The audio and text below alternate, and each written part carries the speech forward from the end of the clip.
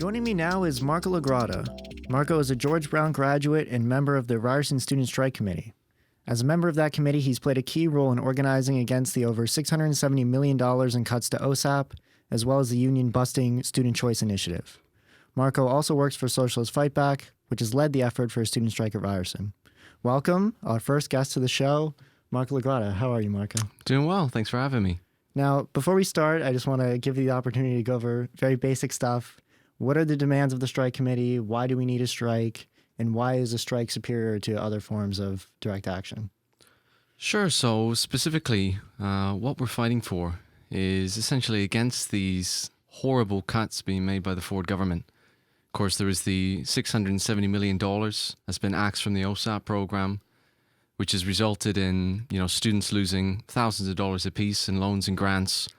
I mean, we've spoken to thousands of students over the last month or two. We've heard stories about people having to move out of the city because they can no longer afford to live here. Many stories about students having to take on extra part-time work.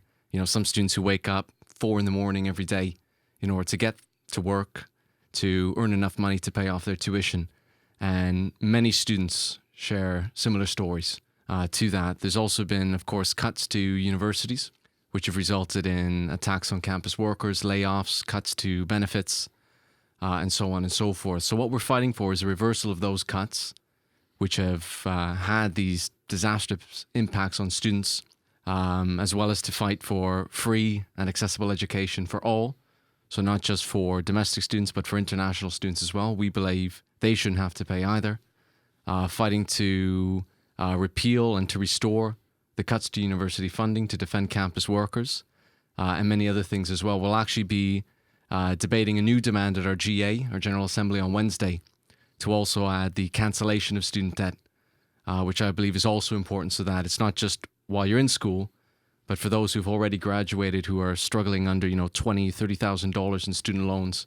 We don't believe they should have to suffer either. So we're fighting for all of these things. Now, you faced what I would say is a fair bit of resistance in these efforts. And the sad thing about this is this resistance seems to come from the very institutions that you would think would be behind this movement and what you've been doing, namely the Ryerson Student Union. The most recent example of this came at the October 22nd board meeting, where there was a vote on a motion to endorse a student strike. Is that correct? Were you at that meeting? I wasn't. Hermes was present, though. He's the chair of the Ryerson Strike Committee. Yeah, now the motion failed. It was a 4-3 vote with 14 people choosing to abstain. Yes. Now, as an outsider, I imagine an outsider would find this a fair bit surprising. After all, they've been told by Doug Ford that student unions are full of crazy Marxists. Mm-hmm. And I personally have never met a Marxist that doesn't love a strike. So I'm surprised to see the vote having gone this way. Were you surprised at the results of this vote? I was somewhat surprised. I mean, the fact is, this vote really never should have taken place. I mean, this must be the 3rd or 4th time Ryerson students have voted to hold a one-day student strike. I've actually lost count. There was the vote at their own general meeting in April, which it was overwhelmingly passed to hold a one-day strike and to hold general assemblies, by the way. There was the Ryerson General Assembly on September 25th, which was arguably one of the largest meetings to have ever happened at Ryerson. It's about 200 students who attended that. We packed the SLC, which is a big room, the amphitheater. And then they also released a survey in which we recently learned that there was also a big majority for a student strike. Big surprise. Yeah. That's really what we've been saying from the beginning. So this vote at the board of directors, really I wasn't expecting much, to be honest. In fact, it's amazing that we got as much support as we did. 3 in favor, 4 opposed. It was very, very close. And really what it represented for me was a paralysis among the so-called student leaders, that they can really no longer ignore the fact that there is this appetite on campus for a strike. And actually, we've recently learned that they will be taking that step. We spoke to them actually just today, a few hours before this radio show, that they will be looking now to support the strike and to set up picket lines, which is really good. But of course, it's a result of this pressure. It's a result of this campaign, the hard work people have put in over the last month and a half. Wow, that is honestly very surprising to hear. Now, it seems like the leadership of the RSU, as they've continued to kind of kick the can down the road on whether or not they would support a strike, they've cited all of these concerns The Eye Opener has published many of these concerns. You know, concerns have been raised about accessibility. Concerns have been raised about student safety. Concerns have been raised about protests being a privilege. What do you think about all of these concerns by the RSU? Because I personally, it comes off to me as elements of concern trolling. It doesn't come off as though it's in good faith in many ways. Because the question I ask is, what has the strike committee done to kind of alleviate these concerns, and how much can you really do when it comes to all of them? Well, frankly, I think it's absolute nonsense, to be honest, what they're saying. And actually what you'll find, like these whole issues of protest being a privilege, of it being sort of a radical minority that has sort of duped students and incited students to strike action, actually, in my opinion, is quite insulting to the intelligence of students. It's not that we've, the crazy Marxists have sort of brainwashed them and tricked them into going on strike or anything like that. The fact is that we are the first people in a long time to actually speak to their concerns, to actually put forward demands that actually speak to students. That's not just lobbying. That's not just another walkout.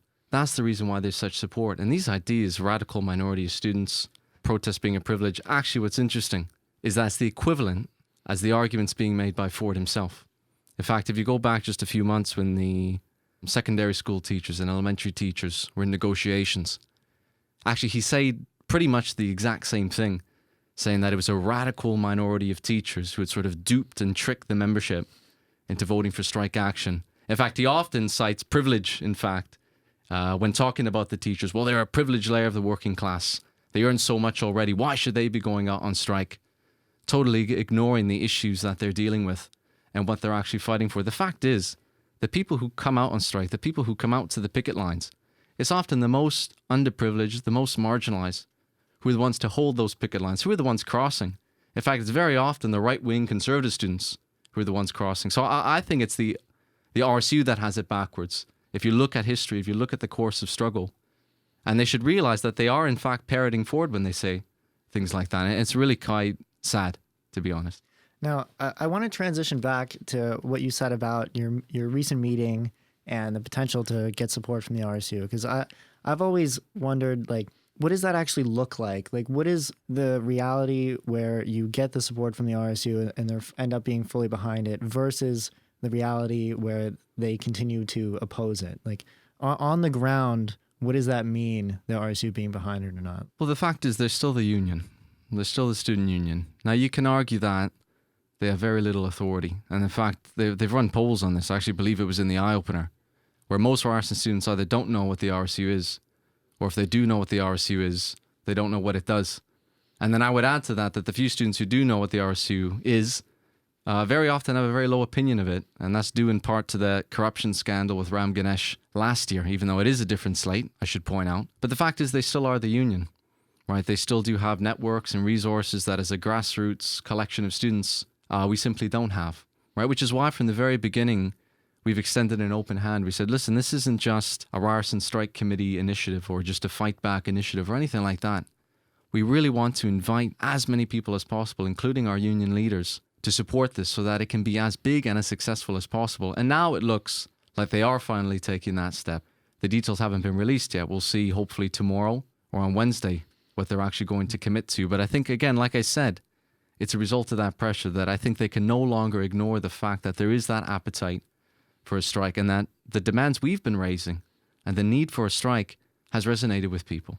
Now, the need for a strike hasn't only been represented at Ryerson. OCAD had their own General Assembly and strike vote. And recently the YSF, York Federation of Students, has they've put out like a full list of demands, including signing on to a day of action on November 6th. What do you think that means on a wider scale of how the student protest will be eventually turned into something that can take down the Ford government? Like, do you think you need a significantly larger number of universities to sign on board, or are you making good progress getting OCAD and York? I think it's huge progress already. Now, of course, it's not nearly enough for what we need in terms of actually bringing down this government. But it's a huge step forward to think that, just a month and a half ago, it was a ragtag group of activists who said, we're going to push for a student strike and see where this takes us. And now today we have 3 different student unions across Toronto, representing in total over 100,000 students who who are now committed to a one-day strike on November 6th. I think that it's a huge step forward. And if we could accomplish that with only a few activists in just a month and a half, 2 months, think of what we can accomplish now. That we've taken that big first step, right? But now we've proven that it can be possible. All those naysayers who said, oh, well, Ontario's not Quebec. We're never going to be able to accomplish what they did. Well, I always say Quebec had to start somewhere too. And it started with people just like us, making that hard push against all odds, with the media against you, with the student union bureaucracy against you.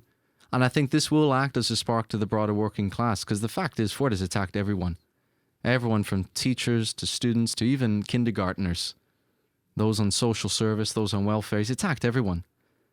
But no one has really stood up to fight back. I mean, you've seen isolated instances of that. The high schoolers are a fantastic example. Now we're proving it can be done in the universities, in the hope that that will spread to the teachers, back to the high schoolers, as part of a more general struggle to bring down this government, which is more unpopular than any other government in history at this point in its term. And I think it is possible, not only that we can defeat these cuts, but we can spark off a broader movement. All right, Marco. So happy to hear what you told us today. I personally feel inspired. I'm definitely going to be at the GA. Awesome. And maybe I'll even listen to Mitch T and throw in some volunteering hours beforehand. So thank you for coming on the show. Thank you for talking to us about all things activism and all things student strike. So thank you. Thanks for having me.